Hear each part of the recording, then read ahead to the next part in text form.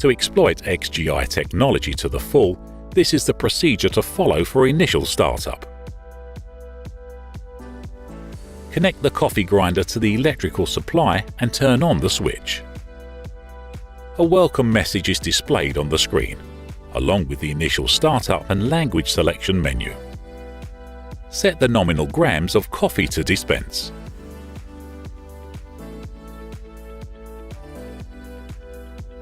Use the continuous grinding button and dispense the coffee for at least 10 seconds so that the grinding chamber fills up completely.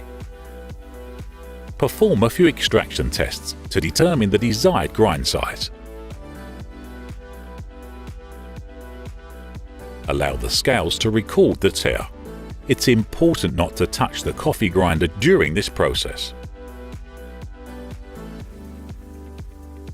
Dispense a single dose and a double dose of coffee. These two doses are used as samples by the software. Allow the scales to record the two sample doses to complete the initial startup procedure. Perform these steps every time you deem it necessary to set the coffee grinder again, for instance after changing the blends.